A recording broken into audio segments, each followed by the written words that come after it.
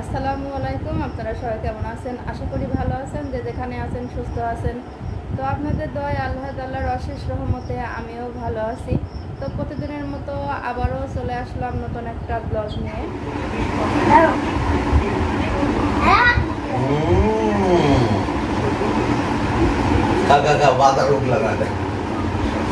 পানি দেন, পানি দেন, ওই জায়গা শুকনা ভাত, পানি দেন, পানি কাছে দেন।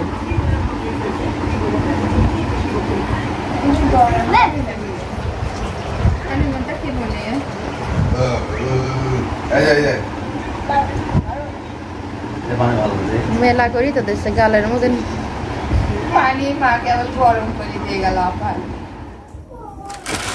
তো ওই যে আজকে আবার আমার ভাবি আসছে, এই জন্য তো এখন চলে যাবে, তো কিছু তো খেতে দিতেই হবে। এই জন্য সায়মনি স্কুল থেকে আসার পরে বললো যে আম্মু একটু নুডলস রান্না করে দিই। তো জান্নাতুল খাবে। জান্নাতুল,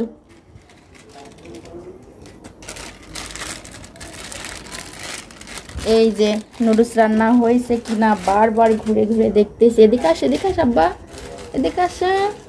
নাচো তো একটু, নাচো নাচো। নাচবে না, চলে গেল। কি খাবে? এই যে শোনো শোনো, তুই কথা কও, কি খাবে? নুডলস। কি করি কষ্ট দেখেন, খাবার কথা সবাই বোঝে না। কি খাবে? তাই এই যে নুডলস রান্না করার জন্য ছায়ামনি একাই পেঁয়াজগুলো কাটছে, অনেক কুচি করে কাটছে পেঁয়াজগুলো। তো বড় মেয়ে থাকলে এটা কিন্তু সুবিধার হয়, মা অসুস্থ হলে আর কি একটু রান্না টান্না করেও খেতে পারে। এই যে এখানে হলো মুরগি কিন্তু ডিম পেড়ে রাখছে ডালার মধ্যে। তো এই ডিম দেখেই কিন্তু আরও ছায়ামনির নুডলস খাওয়ার জন্য বায়না উঠছে। তো এই যে ডিমটা নিব। তো মোরগ মুরগি পাললে কিন্তু এটা সুবিধারই হয়। তো যখন থাকে না তখন এটা দিয়েই চালানো হয়, কিনতে যাওয়া লাগে না আর কি। তো এই যে নুডলসটা কিন্তু সেদ্ধ হয়ে গেছে। তো এখন নুডলসটাতে মশলা দিবে।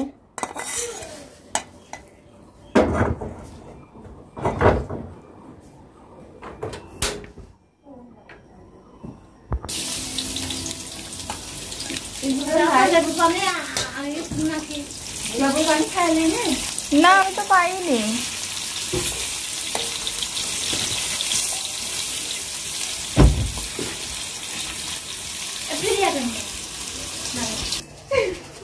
কি বুদ্ধি দেখেন আমার বাড়ি ফোনে, ফুপুর বাড়ি আসে আর বালিশ পাইনি, বালিশের উপরে দেখেন ফিরি উঠাই দেও সচ্ছে। একথা কিটা শিখাইছে যে ফিরির পর মাথা দিয়ে শুতি হয়? হ্যাঁ নাই, ফুপুর বালিশ নাই, বালিশ নাই, কও কথা কও। হ্যাঁ, ও কিন্তু ওর নিজের বালিশ সারা শয় না, এই জন্য এখানে আসি ঘুমের জন্য। কি ব্যাগ অতিরিক্ত কান্না করছে।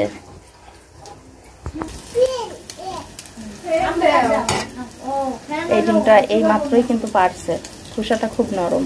দি দাও খোসা, দেখা যাক কি করে। ডিমের সঙ্গে খোসা চলে যাচ্ছে।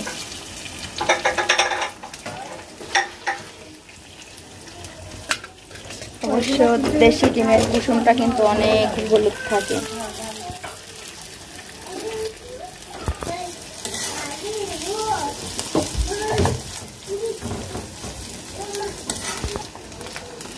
তো ওই যে ডিম আর পেঁয়াজটা কিন্তু ভাজা শেষ, এবার সসটা দিয়ে দিচ্ছে। এইটুকু নুডলসের 3 প্যাকেট সস। দেখি কত টেস্টি করে খায় দেখেন। 2 প্যাকেট নুডলস আর 3 প্যাকেট সস দিচ্ছে। সসের জন্য কিন্তু অনেক টেস্টি হয়, যেহেতু কোথাও মানে নতুন নতুন রান্না করতে আসছে, এই জন্য কড়াইটা খালি ঘুরে চড়ে এদিক ওদিকে ঘুরে যাচ্ছে। দিয়ে দাও।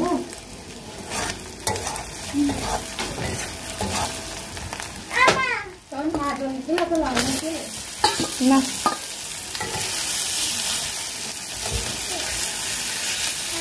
ওটিতে ধরো এক ডানটি।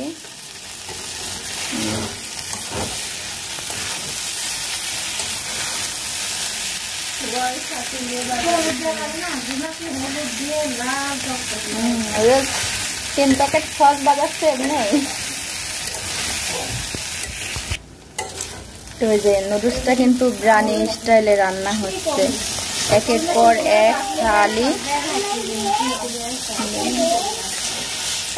এক খালি সস দিয়েই যাচ্ছে। কালারটা কিন্তু মাশাআল্লাহ অনেক সুন্দর আসছে, আর এত সুন্দর একটা গন্ধ বের হয়েছে, তো আপনারা না এখানে আসলে তো বুঝতে পারবেন না। তো এত সুন্দর একটা গন্ধ বের হয়েছে, তো গন্ধে কিন্তু জান্নাতের আর ধৈর্য মানছে না। জান্নাতে যেখানে নুডলস করে খাওয়ার জন্য পাগল। এটা কি গো বাবা? বেন বেন মাথায় দিচ্ছে আবার। এখনকার বাচ্চার কিন্তু অনেক পাকনা, এই যে কিভাবে মাথায় দেওয়া লাগে নিজেই জানে।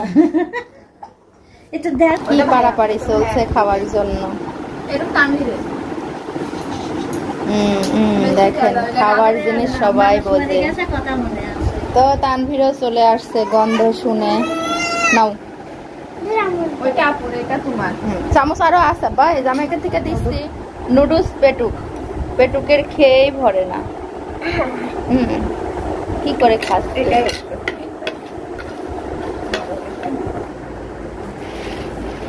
তো এই যে আমার ভাবি আসার সময় হলো এগুলি, কিন্তু দরগায় সবাই গেছে তো আমি যাই নাই, তো আমার জন্য এগুলি নিয়ে আসছে। খোলো মা।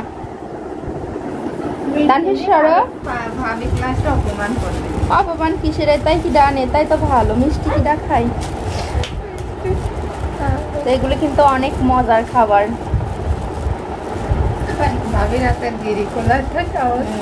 আমি পারিনি পানি কাগজের গিরি খুলতে।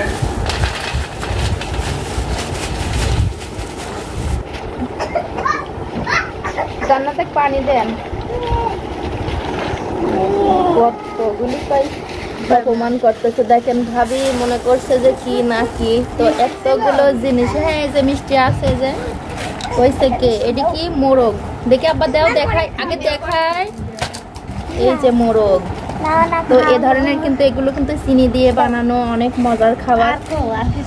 হ্যাঁ এই যে নিচে এই যে আছে ছোট ছোট সব ভাঙা ভাঙা জান, এই যে সব ভাঙি গেছে এর মধ্যে। এই যে না আছে তো এই যে খাগড়াই, এই যে খাগড়াই। তো এগুলোর মধ্যে একটা করে মুড়ি দেওয়া থাকে, তাও ভালো। আর আমার বেশি ভালো লাগে হলো রসুনের মতো যে কি যেন কয়, কদমা।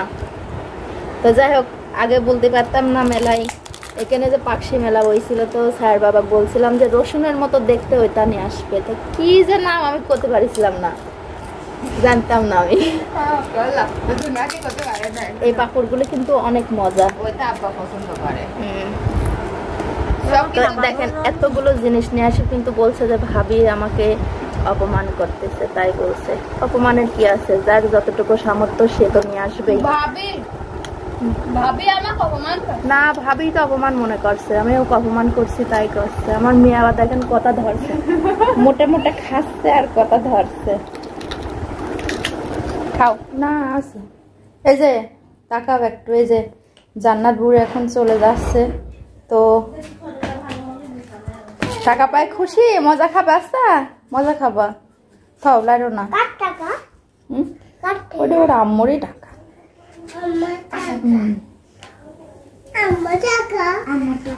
তো এই যে সব রেডি, এখন চলে যাবে।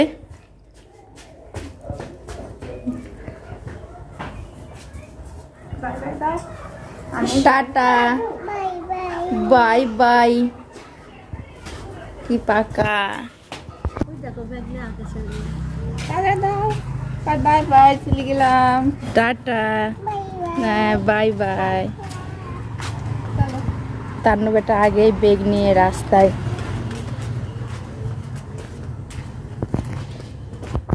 দাও মামিক ব্যাগ দিয়ে দাও, টাটা দাও।